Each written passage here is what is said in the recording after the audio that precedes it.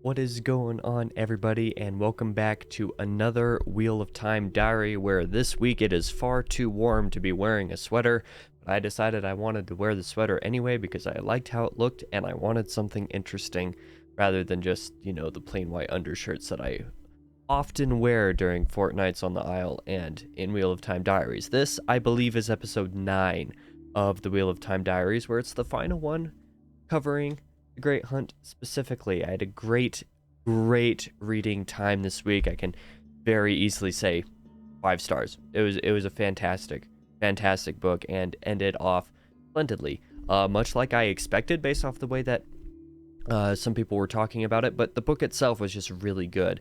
The quick spoiler-free thoughts that I have as I read chapters 34 through, that is not the right number, 43 through 50, or 34 through 50.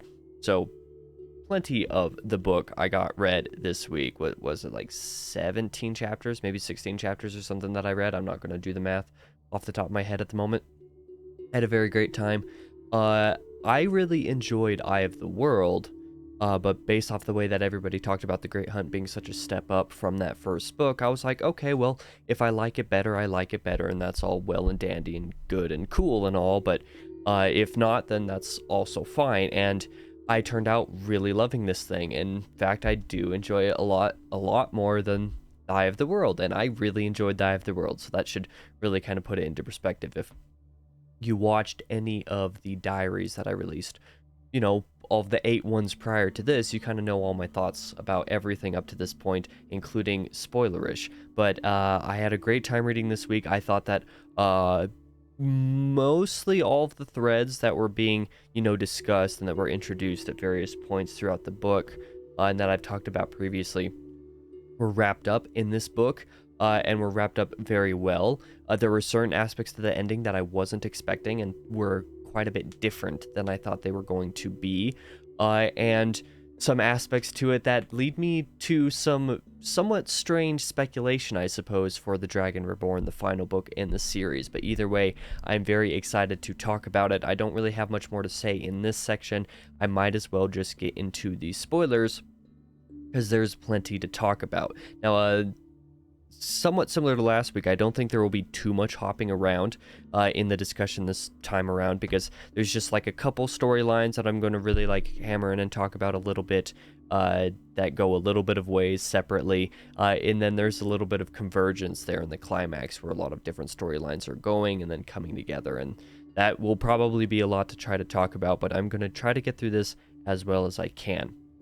With that being said, I did start off with chapter 34, which was a very great kickstart right back into the book after taking a couple days off from reading the book because I was focusing on finishing The Prophet of Adan and Obsidian Murders over the course of last week. So there was a couple days where I did not get to read The Great Hunt, which meant that I just had to, rush reading it a little bit more to be able to finish it in time for this video. And turned out it was perfectly fine because what I read was very good and had me engaged and just made me really want to read more in general. Chapter 34 was an interesting one because it was from Tom's POV. I think this might have been... Was this the first POV from Tom in the book? If it wasn't the first POV, then whatever POV section he might have had earlier in the book was a really short section, short enough that I don't really recall it being specifically its own deal, if that makes sense. But this POV from Tom here at this point in the book, I really enjoyed, had a great time with, because I wasn't expecting it, and I wasn't expecting for the events that happen in it to happen. So, let's see, what was it that actually happened? I don't remember for sure. I'm pretty sure, because I didn't actually mark down, what happened. I just said that it was really great, and I didn't expect pretty much any of the scene at all, but that it was effective, because, what was the name? What was her name? Sort of like Tom's acolyte, or however you want to describe her, as, wanting to follow in his footsteps to some degree. This love interest and study, I suppose, who was working with Tom in Carrion, was apparently murdered by some people in Carrion, which I was not expecting, and I was definitely not expecting for it to be, as swift and brutal as it was here, and Tom was nearly jumped by the same people who committed this murder, and it seems like, I can't remember for sure, but it seems like the people who committed the crime were associated either with both or with either Barthanes and Galdrian. So that was a little bit interesting. So there's a little bit of some, political underpinnings here that are really interesting to think on. I'm a little disappointed that there isn't really much of anything else that happens relating this in the book beyond a brief mention a couple chapters later of Galdrian being dead after, the end of Tom's POV, him, basically vowing to murder Galdrian because one of the men was Galdrian's man for, murdering his lady, I suppose, because I can't think of the right word that I'm trying to think of. But that was something that I found really interesting, that it doesn't really happen on screen, nothing else after this. There's this one POV, but then nothing else in the rest of the book. So I don't know if it was Tom that actually murdered Galdrian, and that's where that news came from, was after that event, or if there's a little bit more to be had on screen during this specific storyline that we are yet to see, say, maybe in the next book or a little bit later, with the way that it might play into the future of the series, because it didn't really play too much into the rest of what this book was actually doing, in terms of, where it was going and what threads it needed to resolve and stuff like that. So I understand why there wasn't more of this in the book, but I was hoping at least for a little bit more. But either way, moving in, to the next section, I suppose, was, the storyline related to Rand, Matt, Perrin, Loyal, everybody traveling, trying to make their way to Tomon Head so that they can confront Pat and Fane. At least that's the express purpose of this journeying anyway. That's what's going on through a decent bit of, a decent bit of the rest of the book, because there's a long section here that was just from Rand's POV. Now let's see. I found a lot of this to be really good and really engaging for a couple different reasons. The first off was because of the interactions with the other Ogier in Stedding Sofu. I hope that's how it's pronounced. If not, correct me if I'm wrong. The interactions there, but also the fact that there were further appearances of and considerations of Aiel around here as well, and the fact that the Aiel being around after the meeting with, following the one that Matt and Perrin and some of them had in Kinslayer's Dagger was really interesting, because it to some degree allows Rand to confront a little bit more of what his purpose is, especially when was it Matt? I believe it was Matt who expressly commented on it. It might have been Perrin. Either one of them were just like, they were looking for you, Rand, or someone like you, and just the way that they were talking about it was kind of vague, and I just thought it worked really nicely in terms of the tone. I'm glad that the portal stones made a comeback in this part of the book, because their appearance and their usage earlier in the book didn't exactly work for me for a couple different reasons. Part of it was because it was a little bit, I don't want to say it was a little bit too disconnected from what seemed normal, because that's not the right way to put it, but it seemed a little bit strange and random, particularly where Kieran being able to sniff out, I suppose, the travelings of the horn before it happens, and this mirror of the wheel. I wasn't fully into that aspect of it, but the fact that there was another portal stone here that the group was able to take, because the other entrance to the ways here in Stedding Sofu was also blocked by the Black Wind. Thank you to Jarek. Sorry if I'm pronouncing your screen name wrong. For explaining what the Black Wind was a little bit, because I hadn't realized that was what was going on earlier in the series. I remembered a little bit of something, but not enough to, fully clarify it, so I appreciate that.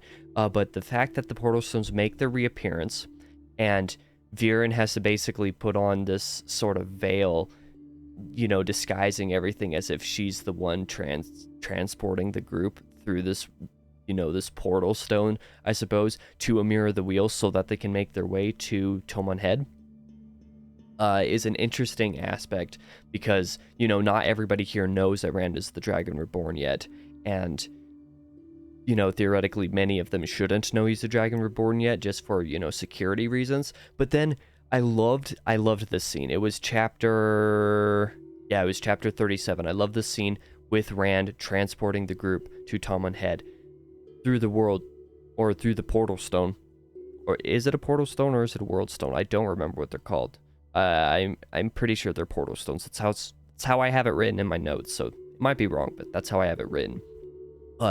Rand, rather than transporting them to a different mirror of the wheel, so to speak, where they can then potentially travel faster to Toman Head than the rest of as fast as they can, rather, Rand directly transports them like 1-to-1 immediately to Toman Head through some surge of the power. And I loved the way this was described, especially with flickering. If you've read the scene, you know what I'm talking about. The flickering and the repeated little instances of, what might be, as the chapter is called, of different lives that Rand could potentially live. Basically all of them ending with the Dark One killing him and saying, "I win again, lose Theron," or whatever it was he said. It was something along those lines, and going through, like a half dozen of these independently, and then explaining that, like, over the course of an indeterminable amount of time, Rand lives hundreds or thousands of these lives of just these failings and different ways that things play out. And I loved this. For whatever reason, all of these different scenes and the way they were described and the way that they were, told, especially how briefly and how in such a brief time was able to draw such a, major reaction and connection from me, worked really well. I loved it a lot, especially the way that some of the other characters reacted as well, because clearly all of the other characters went through the same stuff. And a little bit later in the storyline, Ingtar admits this as well to Rand, because later in the portion that I read, so basically at the end, for the end of Ingtar's character, or as far as we know in this book, he basically admits that he was a dark friend and that he's was trying to make up for this by making or getting the horn of Valir so that he can blow it and ride against Shea Al Ghul. Sorry if I'm pronouncing any of these things wrong. Again, I'm down like a broken record again, but that's fine.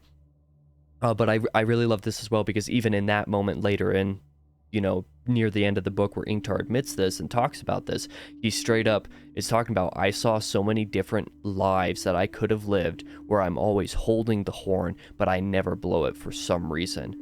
So he finally decides that his search is trying to get the horn personally so that he can have it for the glory, because that's essentially what he was trying to do, which always seemed a little bit suspect to me, but I never I never knew how to bring it up, I suppose. It always seemed suspect to me, but that was kind of what he was doing. So he finally admits, like, "That wasn't right of me. Go do your thing. You need to, get out of here. I'm not going to be part of this anymore. I will sacrifice myself for this to make up for the wrongs that I have done." And I really thought that was a great character moment. That all really worked for me. And let's see, what was some other parts of Rand's storyline so that I'm not jumping back and forth a whole lot. What am I missing here? There was more of the story when the group actually comes close to and actually enters Falm. Is that how the town is pronounced? Let me see if there's actually pronunciation for this in the glossary. And, knowing my luck, most everything I go to look for in the glossary isn't there. And just as I suspected, it's not there. So I'm just going to pronounce it as Falm. I'm sorry if that's wrong.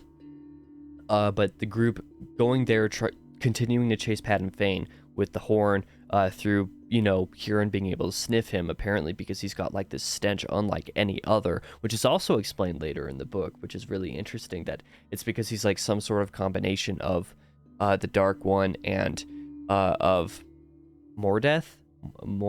I forget his name for sure, but the presence that is basically stuck in Shadar Logoth, where they stopped in Eye of the World for a portion. Let's see if his name's in here. Morgeth. Yeah, that's what I thought.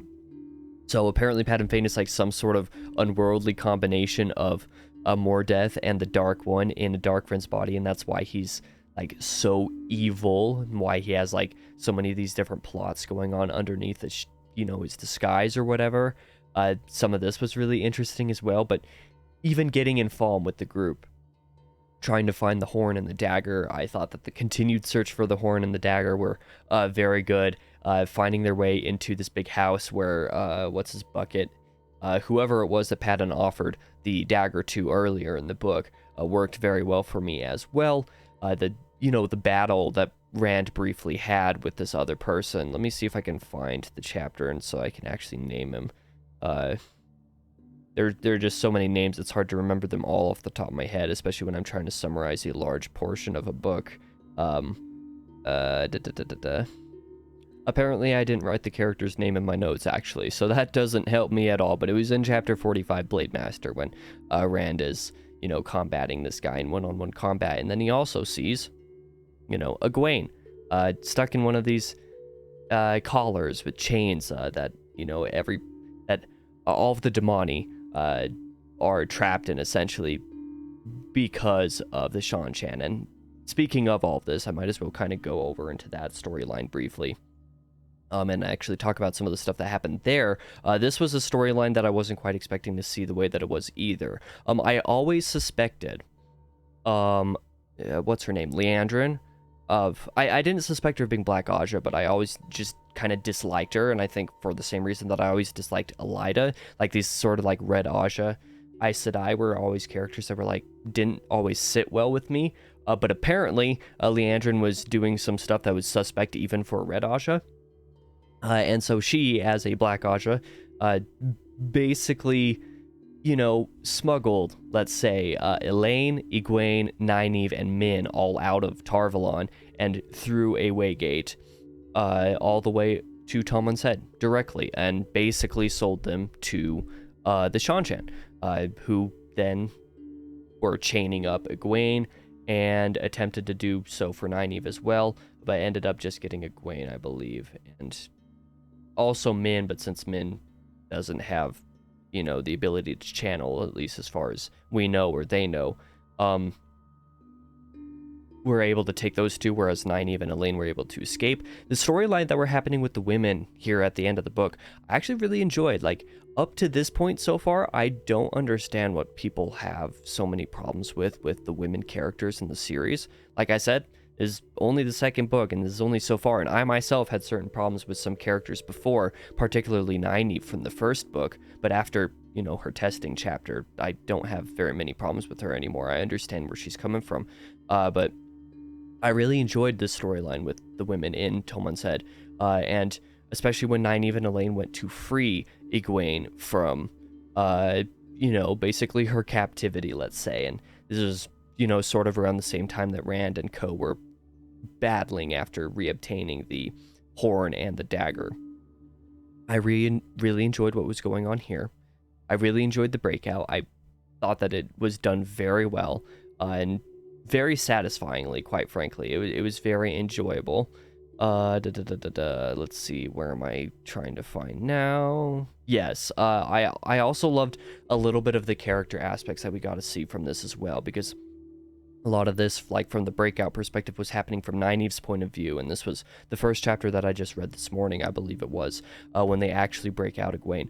Nynaeve's disgust at wearing the wristband, to be able to control the Damani or whoever has one of the collars on, I thought was done very well. Nynaeve's character work here, very good. You can definitely tell her disgust at having to do it, but only doing it because she needs to save Egwene, is really satisfying.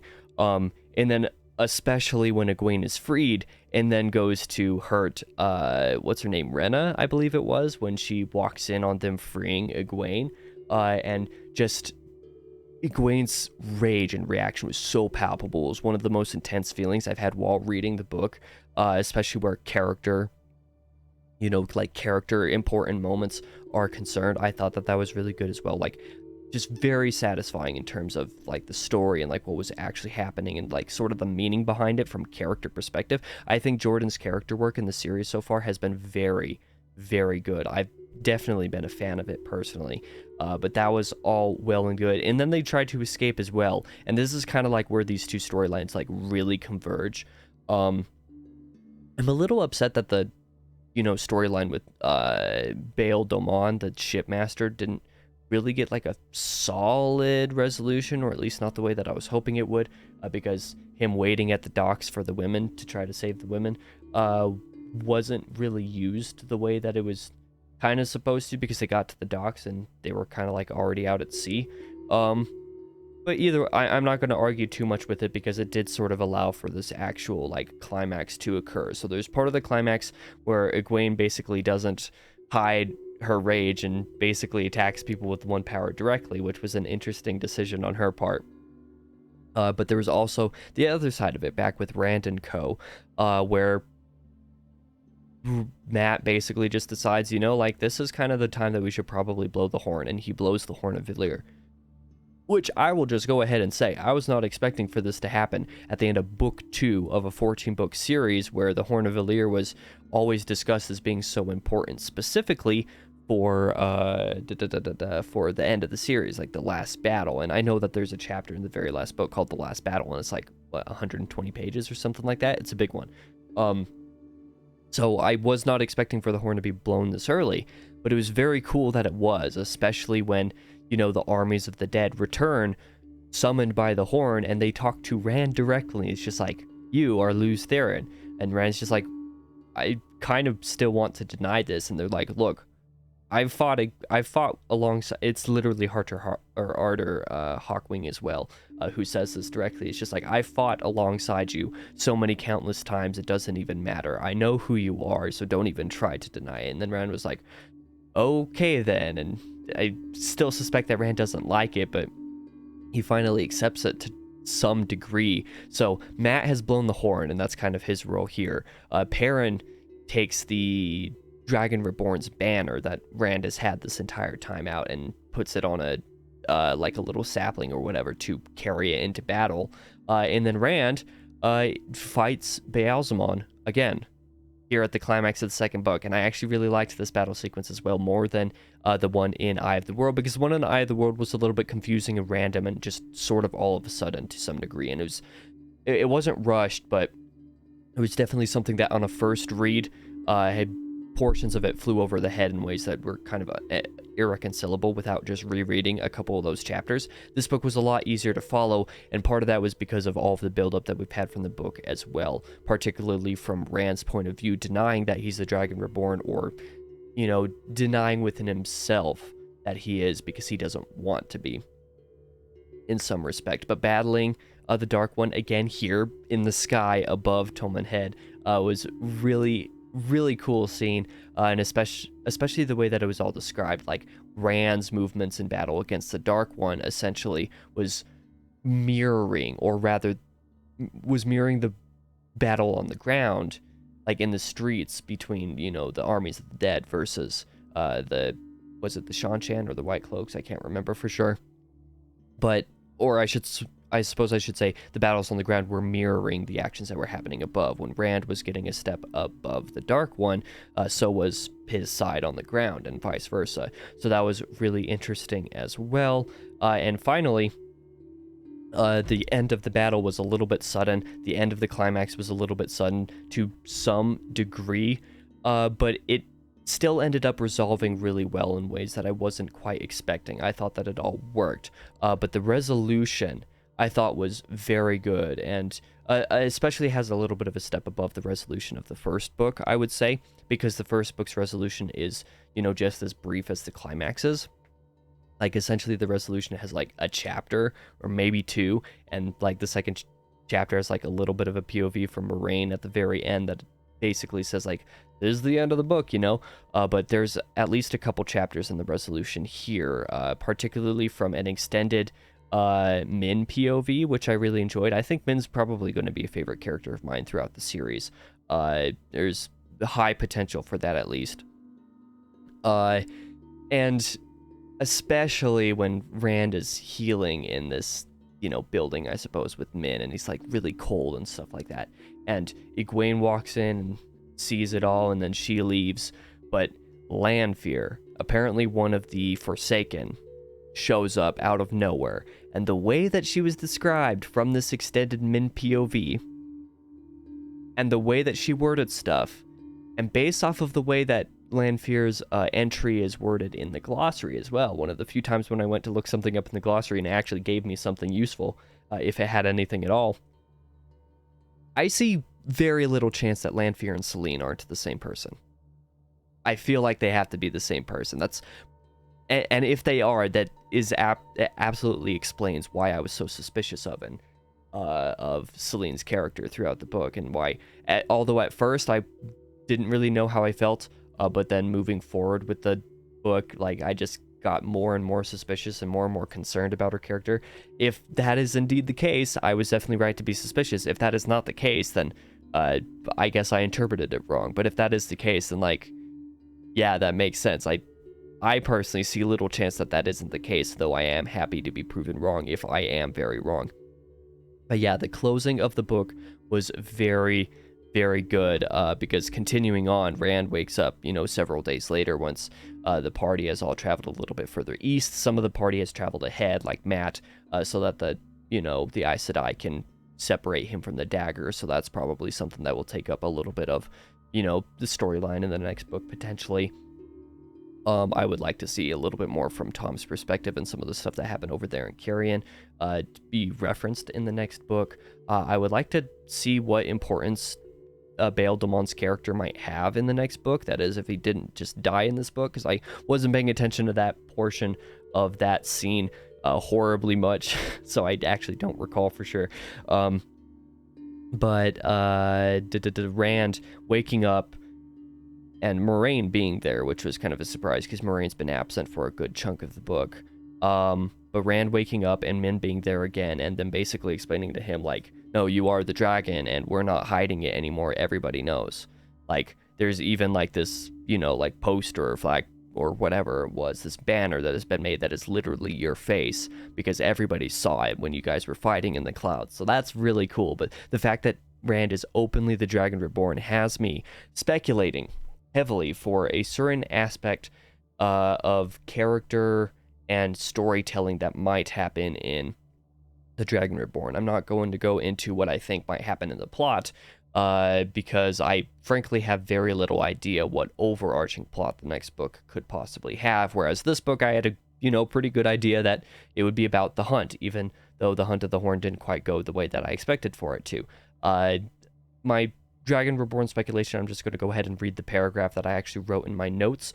I suspect Rand's POV will be largely absent in the Dragon Reborn, the next book.